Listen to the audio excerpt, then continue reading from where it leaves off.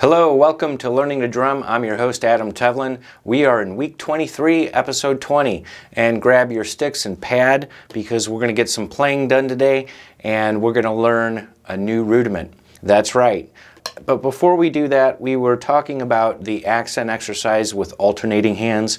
We'll review that next week at 60 beats per minute. Remember, the goal is 85. That's a good goal to have. We're going to have to play that type of material in our solos. And of course, keep practicing the paradiddle, the flam tap, the flam, the single, and the double stroke roll. And the rudiments are just going to keep coming. So one thing that you want to do is keep practicing the stuff that you've already learned. And you might be wondering, well, Adam, we're not playing that stuff. Why are we having to practice it if we're not having to play it? Well, if you keep practicing, one day you will have to play it and you'll be prepared. Just like I was talking about that Polar Express and how I had unlimited paradiddles back to back for 80 to 100 measures, I think. And I couldn't do that unless if I just diligently worked on that muscle memory and played with a metronome. So the new rudiment that we're going to do is called the double paradiddle. Like the single paradiddle, it could be played several different ways. Usually it's played with an accent on the first stroke. And we can go ahead to our rudiment sheet. There it is listed on page 7. Rudiment number 12 in this book, so you can see that the first stroke has the accent. Now, my band director taught me that there's two accents in the double paradiddle, so it can be played either way and then also a third way without any accents at all. But primarily the most common way to play the double paradiddle is just to have that one accent on the first note. I'll run down the different ways that's going to sound. So typically it'd be played like this: right, left, right, left, right, right, left, right, left, right, left, left, right. So you can see that one accent. Now, my band director, Mr. Oliver, Mr. O is what we called him, and he said you could do two accents. One, right, right, right, left, left. Okay. It's not written like that, but really the double paradiddle is only an extra right-left added. The way for us to remember that in beginning band, he had us do two accents because he would say para-paradiddle, para-paradiddle, para-paradiddle, para-paradiddle. But that's just the way I was taught. Primarily, I practice it just with the one accent. Now, you could do it with no accents. It sounds like this.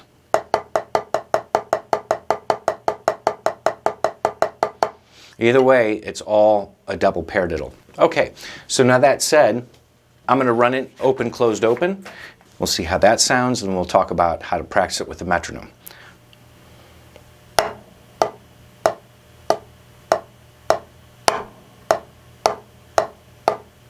Right, left, right, left, right, right.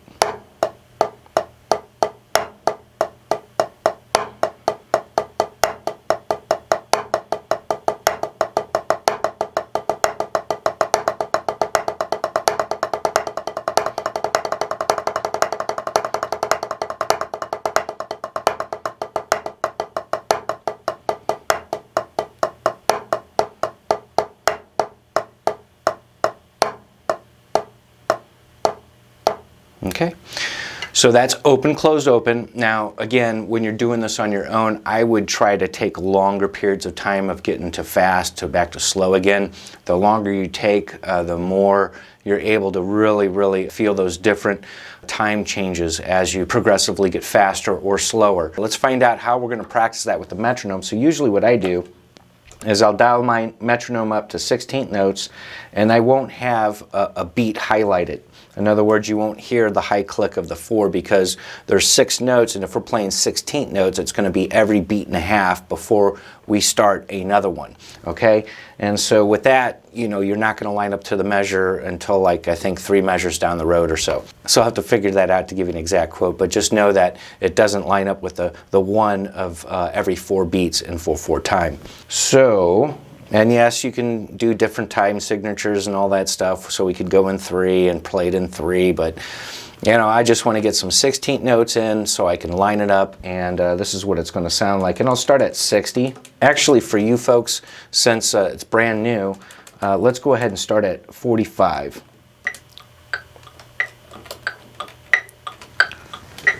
Right? So those are our 16ths, right? Right, left, right, left, right, right, left, right, left, right, left, left, right, left, right, left, right, right, left, right, left, right, left, left. Remember, it's just an extra right, left added to the right-handed paradiddle, extra left, right added to the left-handed paradiddle. That's what makes the double paradiddle. Okay, here we go. 2, ready and play, E and double paradiddle. Left, right, left, right.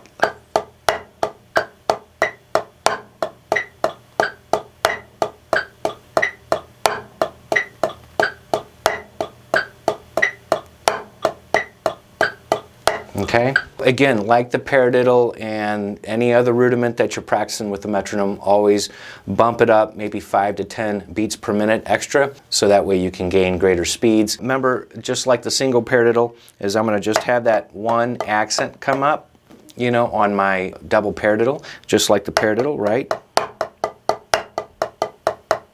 Oops. Everything else is just low free stroke. Okay?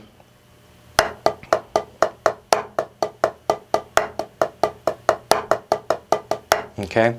So, and again, there's also a flow to the rudiment.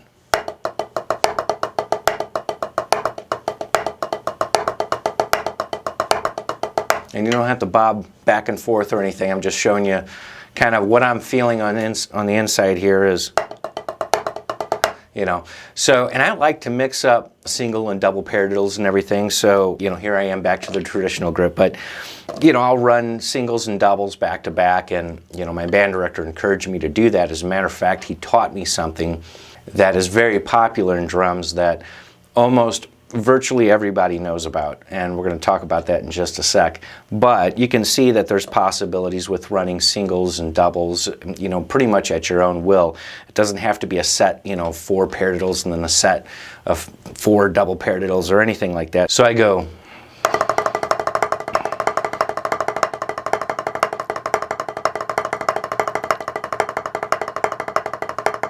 You know, etc. You can do whatever you want. I like to incorporate paradiddle diddles in there. You haven't learned that yet, but you know, so I'll mix them all up into, and triple paradiddles, which you haven't learned yet. Yes, there's a triple paradiddle.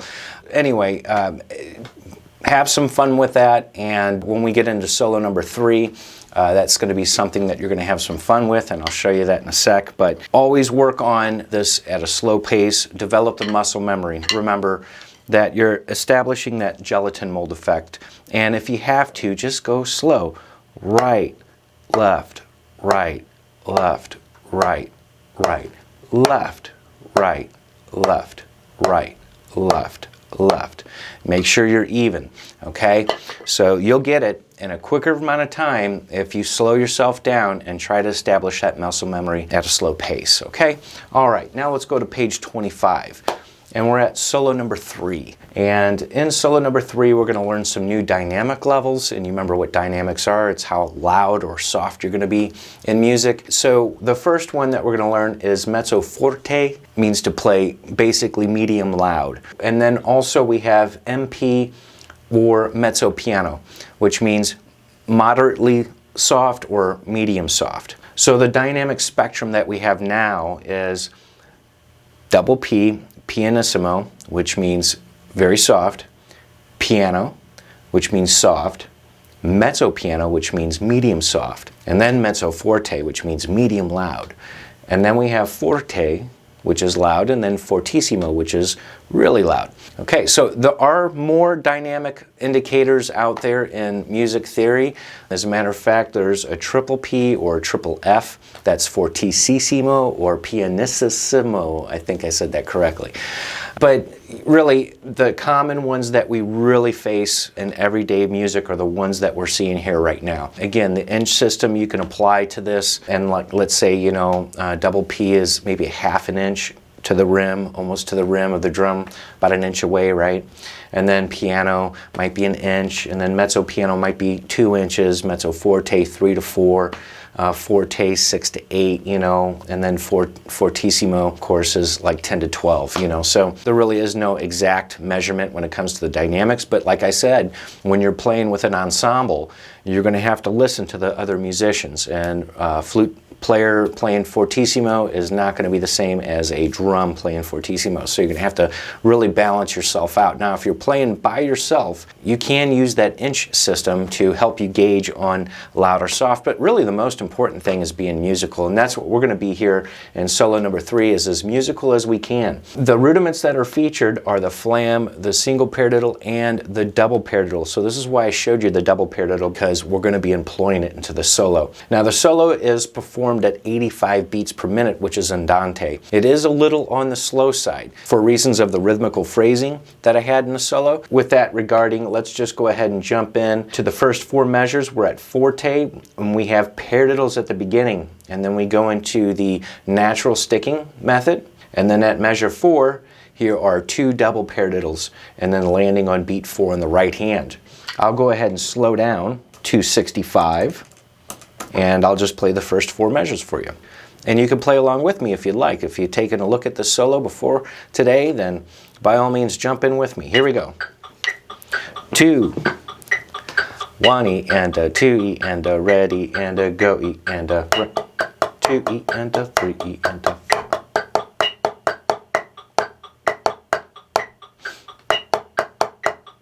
Right, E and double paradiddle. Okay, so there we go. So that's pretty much what it is.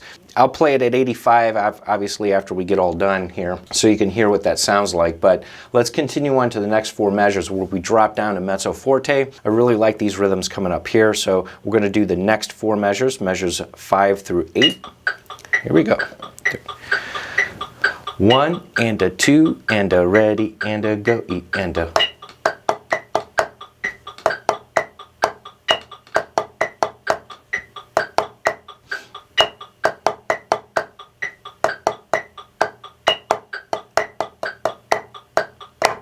All right, so we can see we had a paradiddle right there, a right-handed paradiddle. So how I stuck that, and this is on measure 8, beats 2 to 4, which is right, left, right, flam on the left hand. So I end on the left hand on that beat 4. Okay, so good so far? All right, so let's just do the next 4 measures. We're at fortissimo. So we're going from mezzo forte to fortissimo, so let's go ahead and make sure we get that contrast when we play the whole thing. But we'll start at fortissimo here, last 4 measures. Measures 9 through 12. 2 and ready and go, and E, A, 2, and 3, and 4 E, and a 1 E, A, 2, and 3, and 4, and a 1 E, A, 2, and 3, and 4 E, and a 1 E, a paradiddle. Okay? So there it is, finishing out the phrase. So that's the first 12 measures. Let's go ahead and continue on and break down the next 4 measures, which is a repeated section. Now we're dropping down to mezzo piano. So here we go. 2 and here we go. And 2 and a 3 E and 4 E, a 1 E, a double paradiddle. 1 E and 2 and a 3 E and 4 and double paradiddle. And 1 E and 2 and a 3 E and 4 E, a 1 E, and 1 E and 2.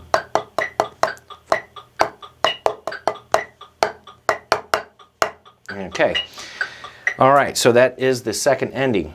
And hopefully you folks went ahead and repeated it and got to the second ending. If not, that might be a problem spot that you want to go back over and make sure you can do that transition. Now we're getting up to the section where it's the paradiddle section, mixing single paradiddles and double paradiddles. So this is what my band director in beginning band taught me, Mr. O. He said, well, you know, if anybody asks you that if you can play Wipeout, you can say yes. And I was like, really? He says, yeah. He says, all you have to do is go paradiddle, paradiddle, paradiddle, paradiddle, double paradiddle. Now leading with the left. And it repeats. And I'm like, wow. Because, you know, when I started the drums, 2 questions were always asked, you know, for my family, especially when I got pretty serious with the drums and everything like that, is, do I know Wipeout and do I know In-A-Gadda-Da-Vida. Now, Wipeout is a song by the Surfaris. Ron Wilson was the drummer, and I don't think he played paradiddles. I think those were all singles what he did, and really the rhythm that I just played for you isn't exactly what he does. As a matter of fact, he does that rhythm, but then he variates it throughout the song slightly. In-A-Gadda-Da-Vida is another iconic drum song by a band called Iron Butterfly, and it's a very odd name, but in that 20 somewhat minute long song there was a drum solo in it, and my Aunt Mac and Uncle Jack turned me onto that song. We'll get that down to the road, turn our metronome on, we're at forte, 2, ready and a go, E and a double paradiddle.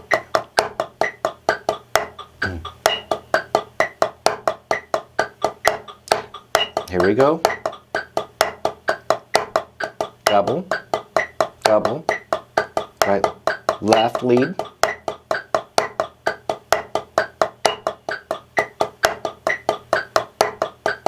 Double, double, and we'll stop right there. That was the next 8 measures. We had obviously the start of those double paradiddles, but then it got into the Wipeout theme. So you can't really hear it.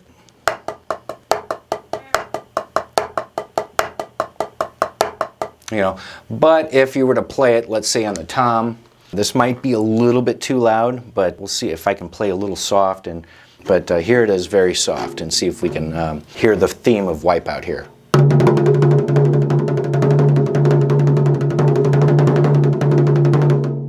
Kind of get the idea. Okay, I don't know if I blasted the input audio or anything like that. You know, it's about that fast. You know, etc.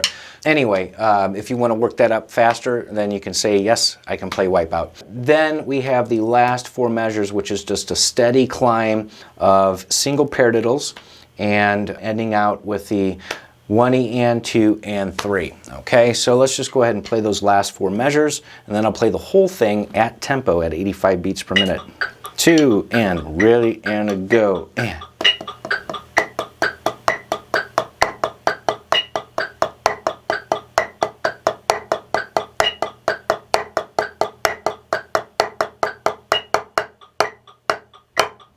All right, so remember to save that crescendo to the very end. Okay, now let's do everything at 85, just so you can hear it. You don't have to play with me. 2 and here I go and.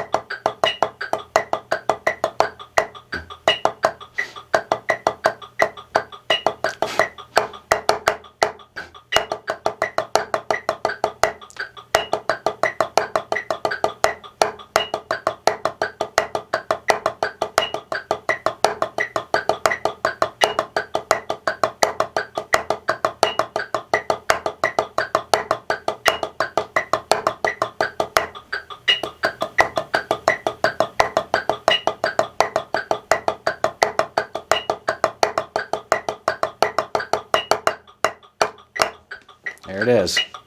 Yeah, I think we had a gnat flying around. I don't know what's up. It's the summer months, the late summer months, when we get flies and gnats coming into the house and stuff. But hey, welcome, special guest. Well, that is solo number 3 at 85 beats per minute. You can play this faster. It doesn't have to be at 85. I just went at that tempo. It seems pretty reasonable. I'm your host, Adam Tevlin, on Learning to Drum. We'll see you next week. Remember, always keep swinging those sticks.